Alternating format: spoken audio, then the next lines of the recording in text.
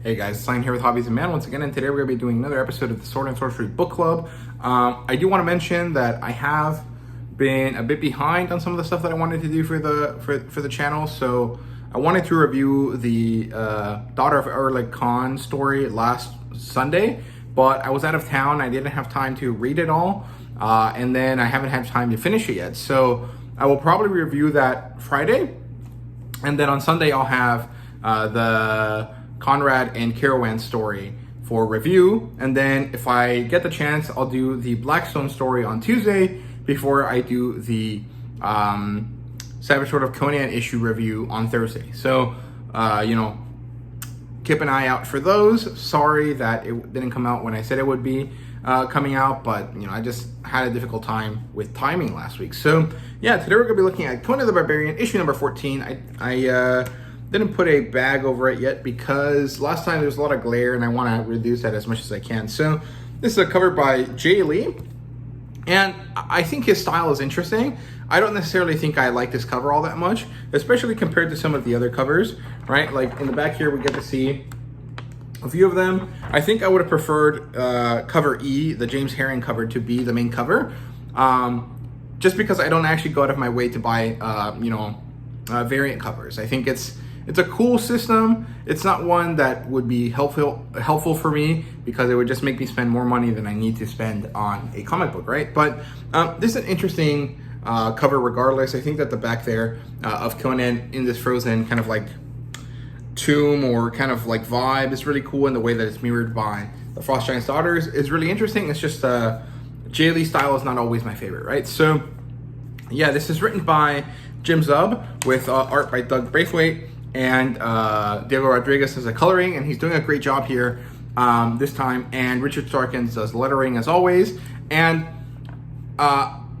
there's some interesting stuff here. Besides the story, there's also a Jeffrey Shanks article, like always, but also there is a short little interview with Diego Rodriguez. And I actually think this is really helpful because it shows some of the struggles that he had with painting the first arc that he worked on, right? And that's, very clearly the one I don't like, right? I think that the coloring there was really tough for me to enjoy.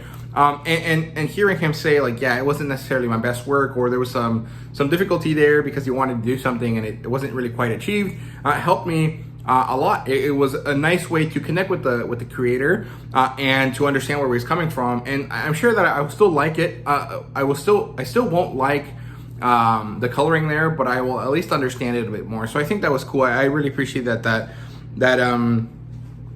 interview, right? So yeah, otherwise there really isn't too much else to say, so let's just get into the story here. So the story opens with basically the same scene as last time, but this time, instead of seeing it from the perspective of Conan, we're seeing it from the perspective of the Frost Giant's daughter, right? So here's what that looks like.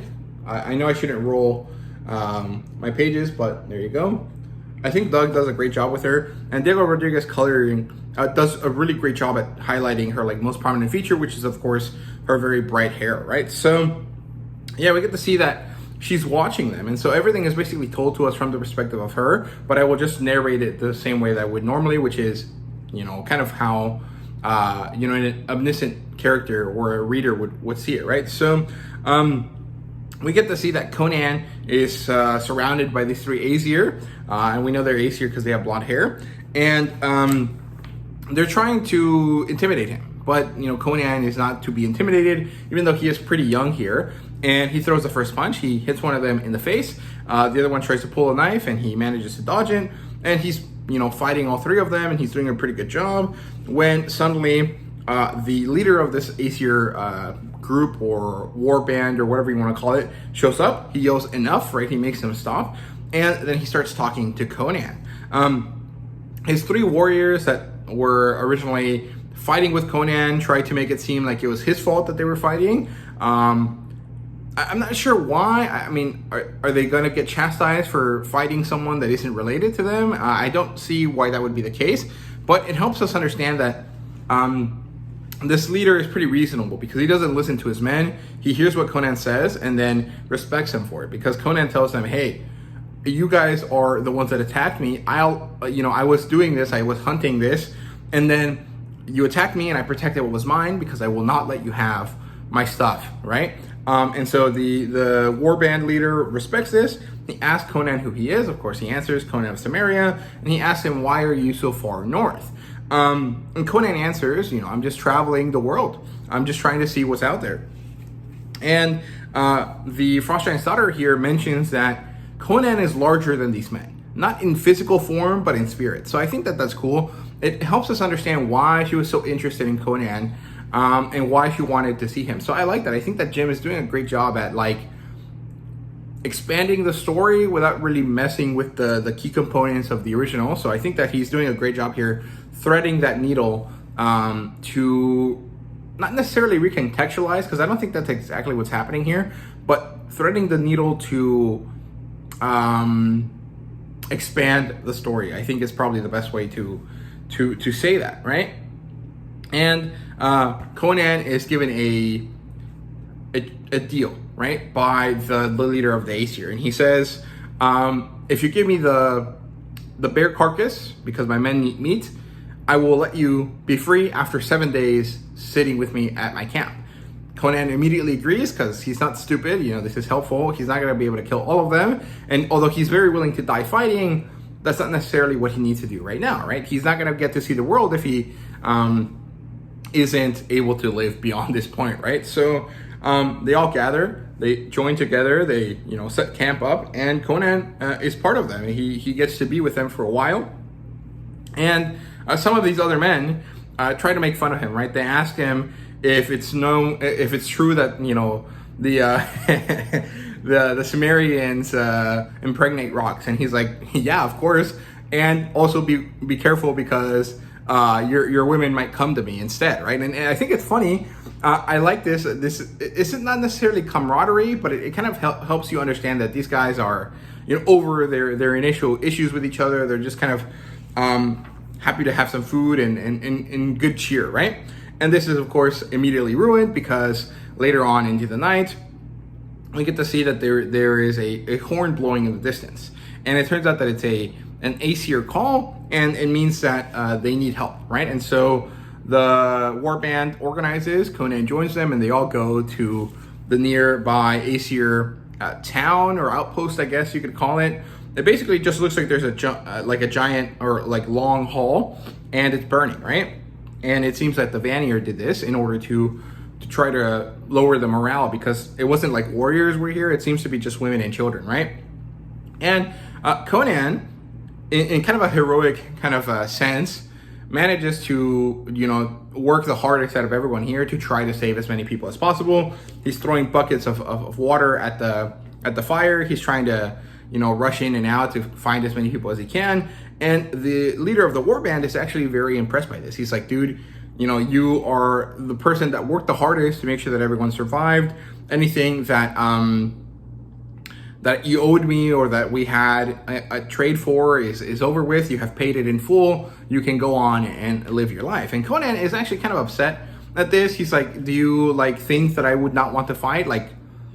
I will join you in this battle against the Vanir, and I will kill as many of them as possible.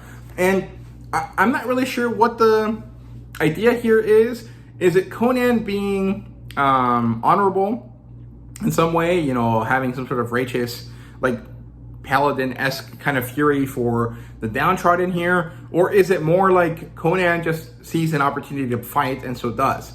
I think that's a bit unclear for me, because my understanding of the Frost Giant's daughter is that Conan was just kind of with them because he was just traveling with them, and he was joining them because they were paying him, right? I don't necessarily know if that's true or not, but it does seem like Conan is a bit more heroic, a bit more moralistic than I would normally assume him to be. And I think that's interesting. I think it's a nice way to subtly change Conan for more modern audiences, right? And I think that's cool. I don't necessarily think that it's good or bad. It's just kind of slightly different from what I expect of Conan, right? Because I like Conan because he's not necessarily a good guy. He's not necessarily a bad guy. He does end up doing a lot of heroic things, kind of just cause. And I guess that is the same case here, right? So maybe all of the minute and a half that I spent talking about that is kind of irrelevant here. But Conan is allowed to go with them. He is given armor, and Conan is upset about this. He's like, dude, why are you guys so weighed down all the time? This is not how Cimmerians fight. And well, he gets over it, and he starts marching with the men in this armor, and they go off to defeat some Vanir men, right? So pretty cool stuff here.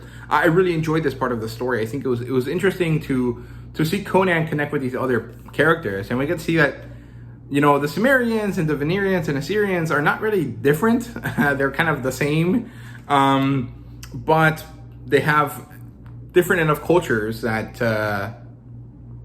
there's some tension between them, right? And I don't actually understand the difference between the Aesir and the Vanir. It seems like they're exactly the same group of people. They just constantly fight each other, and I guess that's supposed to be reflective of like the mythological situation between the gods of Scandinavia. But I don't know, I don't get it. But I don't think it's all that important. It's just kind of funny that it doesn't really make sense because they're all the same, right? But it is what it is. This isn't necessarily an issue with Jim Sub's writing. It's more like I don't understand the lore that Robert E. Howard set up, right? So yeah, it seems like Ymir, the god of this region of Nordheim, I think is what it's called, decides to test these men now. And so he brings in a sudden snowstorm.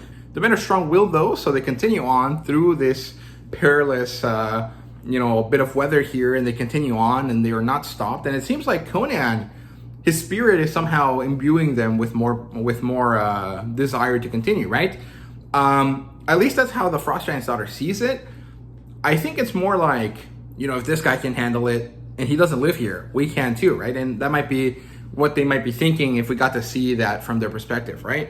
But they all manage to continue. The snowstorm suddenly ends, and now the Vanir and the Aesir find themselves face to face with each other. And so they charge and they fight, and there's some really, really cool stuff here going on. I think Doug does a great job with this spread here. I think it looks awesome. And the battle is brutal and crazy and very, very messed up. There's guts and blood and everything that you can imagine kind of flying off everywhere. And as this is happening, and I think at this point we're basically at within the Frost Giant's daughter's story, Conan suddenly has this like stark, I don't know, terror or like harsh reality kind of hit him in this panel right there, where I think is when he sees the Frost Giant's daughter, right? Because that's kind of how it ends there. And we get to see that she wants to make him hers. She says, eyes of ice and hair like midnight, I will have him mine. I will make him mine, right? And I'm curious how this is going to be handled later, because if I remember correctly, when I read the story, I thought that Conan was a bit kind of like concerning in the way that he interacted with the Frost Giant's daughter near the end, right? Because he was kind of in a battle lust kind of vibe, and he almost came off kind of rapey, right? So I'm curious to see how they're going to handle that here.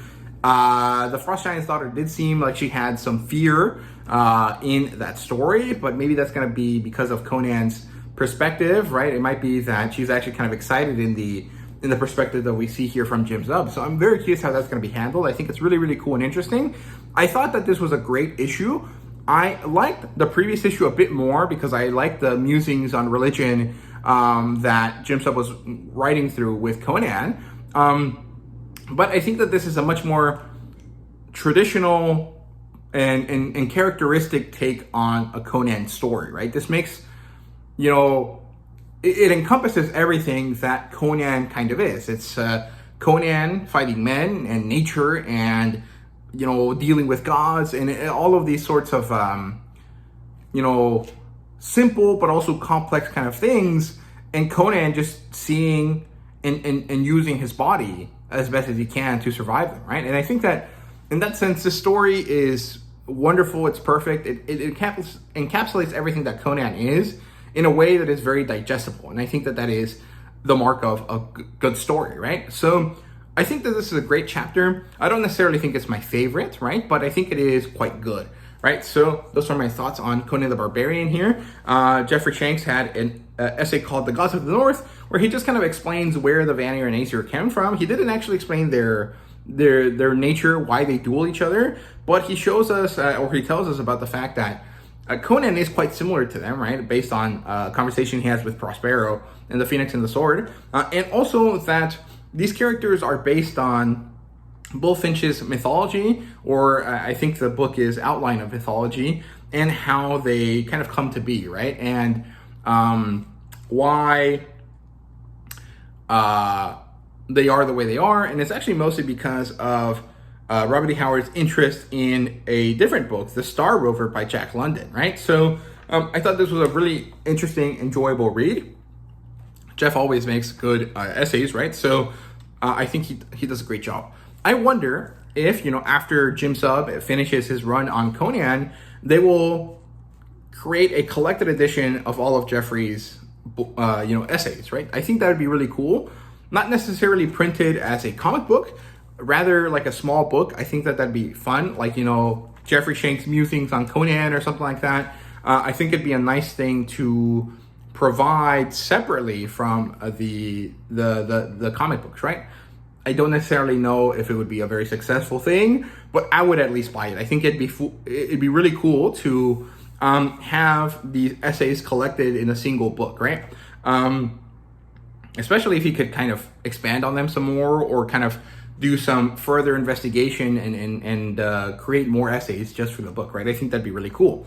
But who knows if that would be possible, right? And then we have a Dangerous Dialogue, which is basically an interview with someone that works on this, right? So I think that starting with Diego Rodriguez is cool, because I would say that he's the one that's been the weakest link in terms of like all of the creatives that are working on this. And so kind of making people more aware of him was a good idea, right? It helps you, become more empathetic towards creators if you know more about them. So I think that was an inspired choice. I wonder if we're going to have Rob talk about, something in another Dangerous Dialogue. I would like to see what Doug Braithwaite thinks. And honestly, maybe Richard Starkings, because if I remember correctly, he's been doing most lettering on Conan. He might have done all of it. So I would like to see what he thinks about, working on so many iterations of Conan, right? So yeah, there you go. Those are my thoughts here. Overall, great issue. Very good job. I think Heroic Signatures did a great choice, picking Jim, and Titan is doing a good job with the printing here. So yeah, those are my thoughts here. I hope you guys enjoyed. Thank you guys so much for watching, and see you guys next time.